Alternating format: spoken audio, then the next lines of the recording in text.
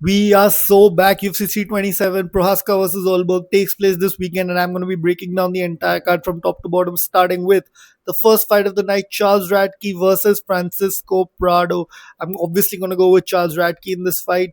Francisco Prado has a loss to Daniel Zellhuber on his record, which is a huge red flag. He's also lost to Nikola Veretnikov and Jake Matthews lately, who have had up and down UFC careers, but he's been dominated by them. While Charles Radke hasn't beaten anyone good himself when he faces off against fighters like Blood Diamond, Matthew Semmelsberger, and Gilbert Urbina, he manages to get wins. He actually beats them by KO TKO, and the only losses he's had recently are to Mike Mallet and Carlos Pratas, who are currently ranked in the division. Therefore, if you're a schmuck, Charles Radke is going to beat you. He also comes from a good team, training with the likes of Bilal Mohammed, Ignacio Bahamondes, and Yair Rodriguez. And that is probably going to be a huge factor because they're going to train him well for this fight and help him beat Francisco Prado, who is not good whatsoever. Moving on, Kelvin Gastelum versus Vicente Luque. I'm obviously going to go with Kelvin Gastelum in this fight once again.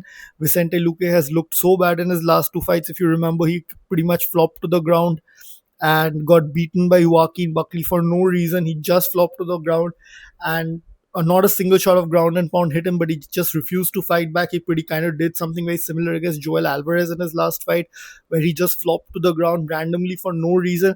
While Kelvin Gastelum is a fat blob, if you see the kind of shape he was in his last fight, it's so fucking scary and it's so bad. But nonetheless, he has looked really good in his last two fights against Daniel Rodriguez and Dustin Stoltzfus, despite the fact that he missed weight in both those fights. He dropped Stoltzfus in that fight, and Stoltzfus is a tough guy. And if you're dropping Stoltzfus at middleweight, you're certainly going to beat Vicente Luque. I think he's actually going to KO Vicente Luque because his hands are very fast. Vicente is very slow nowadays. He's very tentative on the feet as well, which was never used to be the case. He just used to go forward and start throwing bombs. But he doesn't do that anymore. He's very timid. And Kelvin Gastelum is going to take full advantage of that and probably TKO him in the beginning of the second round, I think. Chris Padilla versus Marcus Medeiros. Markel Medeiros. Chris Padilla is probably going to win this fight. I'm going to go with him. He has good wins over the likes of Rong Zhu and others. Markel Medeiros has beaten Austin Hubbard, I believe. Austin Hubbard is not great, and he has a wins over two other people who are not really that well known. Chris Padilla has a win over Ishmael Bonfim as well. I think he actually beat him by a finish, which is quite impressive. Ishmael Bonfim is not a schmuck, not to that extent. He's not as good as his brother Gabriel Bonfim, but he's still not bad. And Chris Padilla beat him by finish, which is quite impressive. And I believe he's going to beat Markel Medeiros in this fight, maybe by a close decision. He could also get a finish. Moving on, Tatiana Suarez versus Lupi Godinez. Uh, I think Lupi Godinez is going to win this fight. We have not really seen much of Tatiana Suarez over the last however many years. Lupi Godinez has some not great losses on her record. She's also lost to the likes of Verna Jandiroba and Mackenzie Dern. And she has shown that while they did secure takedowns on her, she did manage to stave off a few of them, which shows that she's making improvements in her game. And in women's MMA, I think you should just believe what you see. And what I see in Lupi Godinez is her will to make improvements. She's also from a good team with Alexa Grasso and Diego Lopez in there. And I believe she's going to make improvements. And that's why I'm going to go with Lupi Godinez to beat Tatiana Suarez. Her inactivity is going to be the cause of her downfall in this fight, I believe. Mateusz Gamrot versus Esteban Ribovics. As you go through Twitter, this is probably one of the most hotly debated fights of this weekend, but there is no debate in my mind that Mateusz Gamrot is going to fucking school Esteban Ribovics. If you're getting rocked all over the place against Zellhuber like that, if you're getting taken down easily by Loic Radzhabov, if you go look at that fight, Loic Radzhabov took Esteban Ribovics down pretty consistently in that fight. I think got 4 or 5 takedowns. He has a loss to Nasrat Hakprast. He's rolling around all over the ground with Elvis Breno. And Mateusz Gamrot. Let's not pretend like Mateusz Gamrot is not the guy who has a fucking win over Arman Sarukian. Yes, he did win that fight. He won it pretty clear in my opinion. And he is a level above Esteban Ribovics. and he is gonna beat Esteban Ribovics. There's no doubt in my mind about the result of this fight. While he didn't look good against Charles Oliveira in his last fight, we have to remember that that was on 7 or 8 days' notice, and as we know, Mateusz Gamrot turns down no one. He's one of the BMFs of this lightweight division, and he's showing it here by taking on the unranked Esteban Ribovics. And I think he's going to win this fight and move on to bigger and better things in the future. Kevin Holland versus Randy Brown. Now, I'm not really going to go into any technical analysis per se in this fight. I will say this fight has a Kevin Holland victory all written all over it. He loses the fights you think he's probably going to win, and he wins the fights you probably think he's going to lose. I feel Randy Brown has a tendency to do too much and try to do some fancy shit and leave openings out there to get clipped. And I think Kevin Holland has it in him. He's a very long, so is Randy Brown, but I think Kevin Holland makes better use of his reach, and I think he's gonna touch Randy Brown's chin in this fight. Randy Brown is chinny, that's a problem for him. I think Kevin Holland is gonna touch the chin in the second or third round and put him to sleep. Moving on, Patricio Pitbull versus Aaron Pico.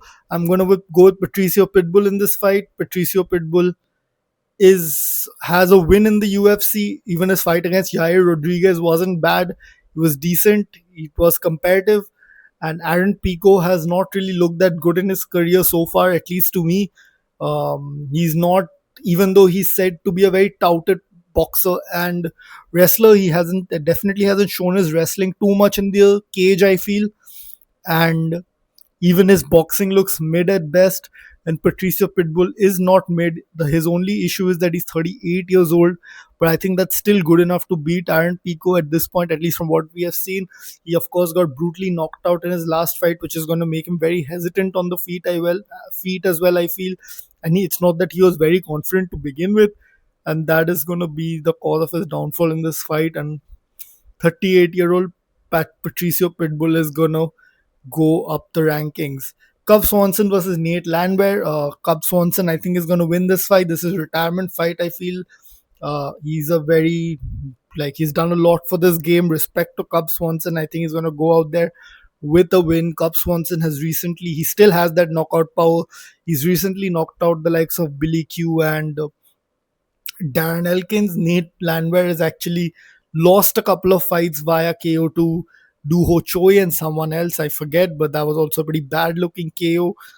And he's not looked good in his last few fights. He gasses out really quickly, which I thought which was actually the good thing in his game, was that his cardio was great.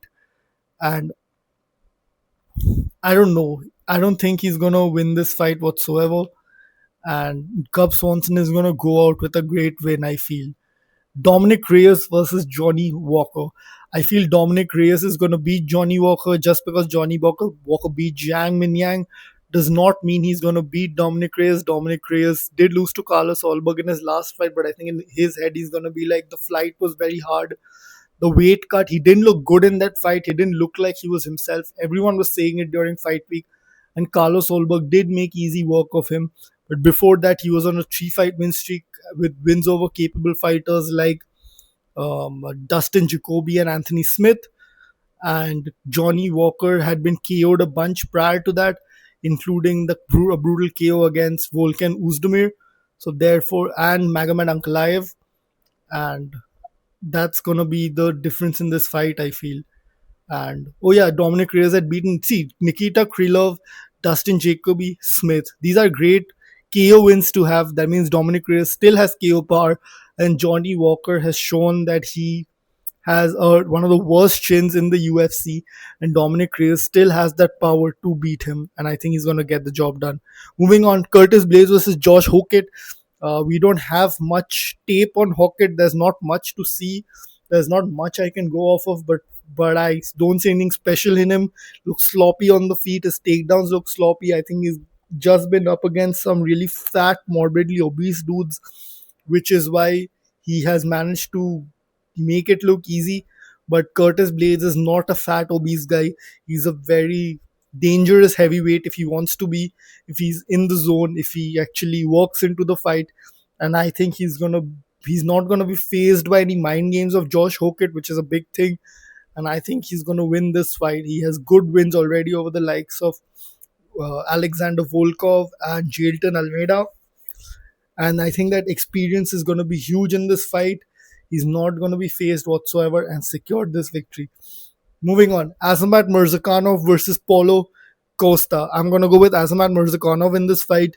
Uh, Paulo Costa, a lot of people talk about his knockout power, but who has he really knocked out at 185? Really, Luke Rockhold was literally in front of him with his hands to his knees and he couldn't do shit. He actually got clipped a bunch of times, lost to Marvin Vittori, even though he cheated and missed weight on purpose, while Marvin Vittori had cut weight anyway, and he still couldn't get the win. Lost to Robert Whittaker, which is obviously not a bad loss, but it's like he did secure the win. In his last fight was nothing great. Roman Kopilov didn't do much really against Sean Strickland. Paulo Costa didn't, even though he knew he was losing the fight, he didn't try and really go for it. And Azamat Murzakanov has shown in his fights that he's on a 3-fight KO streak with over the likes of Alonzo Menifield, Brenson Ribeiro, and most recently Alexander Rakic. Now people will say that Alexander Rakic maybe doesn't have it anymore. He's on a 4-fight losing streak, but before Azamat, who all had he lost to? Jiri Prochazka, Jan Blachowicz, and Magomed Ankalaev, former world champions, and now Azamat Murzakanov knocked him out. You shouldn't discredit him by saying that that doesn't mean anything. It actually means that he is really good. I think he's a better striker than Paulo Costa. Paulo Costa, I think he's gonna have the body kick advantage in this match. If he uses the body kicks to good effect, he could win. But this is not gonna be an orthodox versus southpaw matchup. It's gonna be, I think, it's gonna be orthodox versus orthodox, which is probably not gonna, which is gonna make that body kick a little less effective. But if Paulo Costa lands that on Morzakanov's soft body, he could get an advantage. But I don't think so. What Costa has over Murzakanov is, I feel, cardio. He's gone 3 hard rounds with Robert Whittaker, 5 hard rounds with Sean Strickland. Those were actually not hard rounds, they were pretty slow rounds, but still 5 rounds with a cardio machine like Sean Strickland, 5 rounds with Marvin Vittori. And if this was a 5-round fight, I would probably lean towards Costa because he can take over as the fight goes on. Azamat gets really tired. He got tired against Justin Jacoby in his debut. He got tired against Tyrion Ware. But in a third 3-round fight, I think he's going to get it done against the Paulo Costa, who has not shown any urgency to finish fights whatsoever. He's going to pick at Costa, move out of the way, and just win this fight easily, I feel. Moving on, Jiri Prochazka versus Carlos Ulberg. I'm going to go with Jiri Prochazka here. I feel you need to be something really special to beat Jiri. You need to be very proficient in one area of the game, and I don't see that in Carlos Ulberg. While he's good, he's really good. He's fighting for the world title, but he is a normal fighter. And if you're a regular fighter, Jiri Prochazka is going to create a lot of chaos in the cage. He's going to overload your mind. He's going to make you overthink everything. You don't know where anything is coming from. He's jumping in the air for no reason. He's lunging forward with his chin in the air for no reason. And you're just thinking, what the fuck is this guy doing? And that is Jiri Prochazka's advantage, his craziness, his unpredictability. He might find himself in some tough positions. Of course, he gets clipped in every fight. Starting from his debut, all his opponents have clipped him really, really hard. But his chin is made of rock. He has a rock chin. He's shown that again and again. I think he's going to show that in this fight as well. While Carlos Ulberg is really good, I don't think he has what it takes to beat Jiri Prochazka. So that's my breakdown of UFC 327 Prochazka versus Ulberg. I'm so excited. And let me know what you guys think. Peace.